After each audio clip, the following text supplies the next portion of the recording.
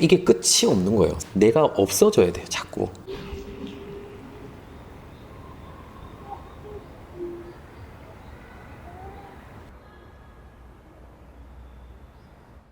네. 안녕하세요. 버그마트 미션 선교회 대표이고 또 성악가이고 지휘자로 또 사남매 아빠로 열심히 살아가고 있는 강내우라고 합니다. 성악가로서의 달란트도 대단하셨던 것 같은 게 국립음악원을 무려 수석 졸업을 하셨다고 알고 있거든요. 네. 난 네. 아버지가 더 중요한 거야. 계기가 있으세요? 너무 힘들었어요. 콩쿠르를 한 10번을 제가 입상을 하고 그러니까 이제 유학지에서는 나름 가능성 있는 신예 예. 성악가 예. 그렇게 주목을 받았던 적도 있고 예. 그런데 해 나가면서 늘 나보다 잘하는 사람 또 더 큰 무대 이게 끝이 없는 거예요, 사실. 예. 결혼을 하고 자녀를 키울 시기가 딱 되면서 네. 이제 아버지라는 어떤 주제가 저에게 크게 다가오기 시작을 했어요. 근데 이거는 너무 가치가 있어 보이는 거예요. 내가 아버지가 되고 누군가에게 나의 어떤 가치관을 전하고 순간 내가 가진 세상의 어떤 뭐 명예와 뭐 이런 것들이 되게 하찮아지는 거예요. 네. 내 아이의 아버지시잖아요. 네. 어떻게 이제 내 아이분과 함께 하게 되셨는지. 네. 네, 사남매를 입양을 했고요. 네.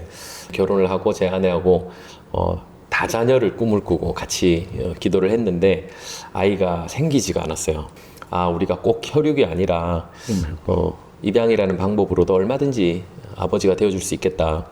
그런 생각이 들면서 이제 아이들을 입양을 하기 시작을 했고 1년에 한 명씩 4명의 아이를 4년 짧은 시간에 저희가 품게 되면서 아이들 품으면서 시골로 귀촌을 했어요.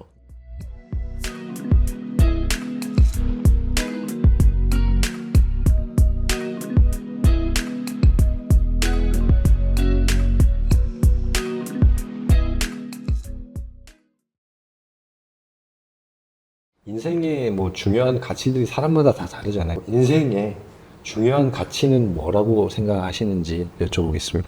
내 소리를 막 낼 때는 어떻게든지 내 소리가 드러나길 원했어요.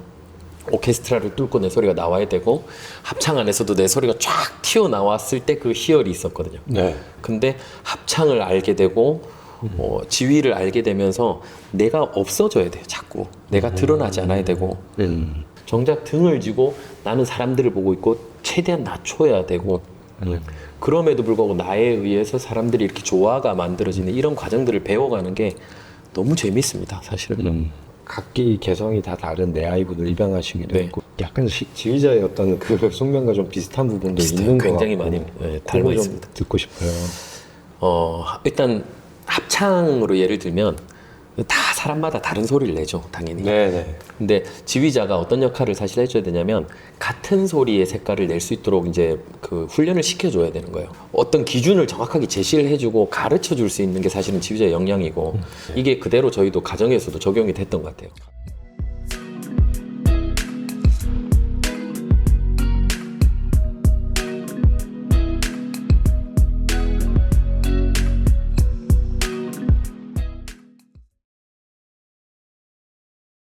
정말 입양을 생각하는 부부들이 많아요.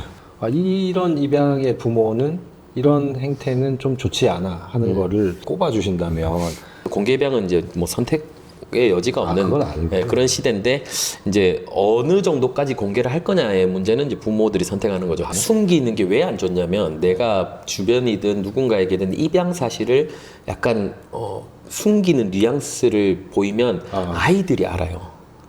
그러면 아이들이 어떻게 받아들이냐면 네. 내가 부모에게 뭔가 부끄러운 존재 그리고 내 출생이 예. 뭔가 슬픈 일 입양이 슬픈 일처럼 아이가 인식을 해요. 반대로 참 이거는 뭐 알고 이 결정을 하긴 했지만 참 좋았어 하는 포인트들이 좀 뭐가 있을까요? 보통 이제 보육원에 있는 아이가 입양이 되면 애착 인형 같은 거를 이렇게 만들어 준대요. 저희가 한 아이를 이렇게 입양을 하려고 딱 보니까 너무 이제 마음이 안 됐던 거죠. 근데 가장 좋은 애착 인형은 그 친구들 중에 한 명이 같이 오는 거라는 생각이 들었어요. 그 큰 나이가 많은 아이를 먼저 저희가 입양을 하고 둘째는 이제 계속 보육원에 있는 거죠. 근데 이미 이제 저희는 마음으로 품었어요. 그러니까 이제 그 1년을 저희가 매주 주말마다 예, 왔다 갔다를 하는 거예요. 그 아이를 보려고. 그러면 셋째 딸하고 같이 가는 같이 가는 거죠.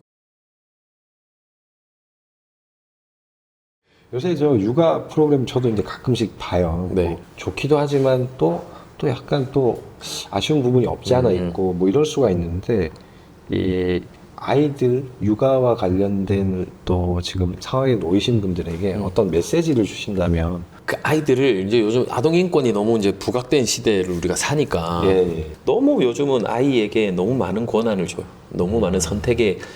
근데 사실 그게 아이가 아직 미성숙하고 분별이 안 되고 미래를 보지 못하고 그런 거는 어른이 얼마든지 제시를 해주고 끌어줄 때는 끌어줘야 되는데 그거 자체가 이제 아동 인권에 의해서 그 뭐 막혀 있는 시대에 거죠. 그 프로그램에서도 그분도 그렇게 얘기했어요. 아, 부모는 친구가 아니다라고 얘기했던 게 이제 기억이 나요. 오은영 박사님.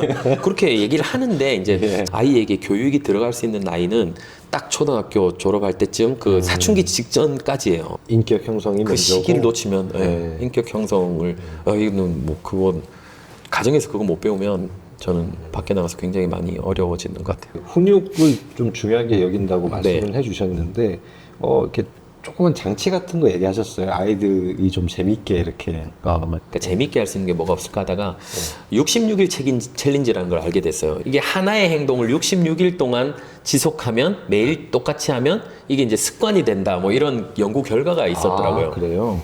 이부자리 개는 거.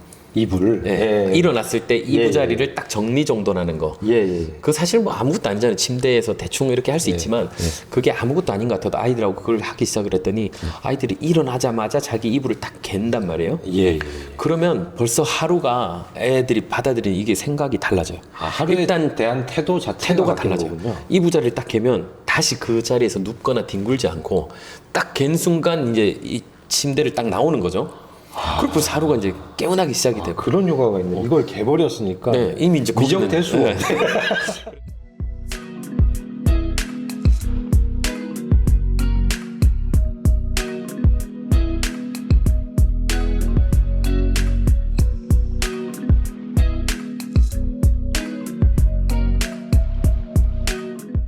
저 방명록 같은 거 저희가 적어요. 남을 위한 삶이 곧 나를 위한 삶이다. 감사합니다. 감사합니다.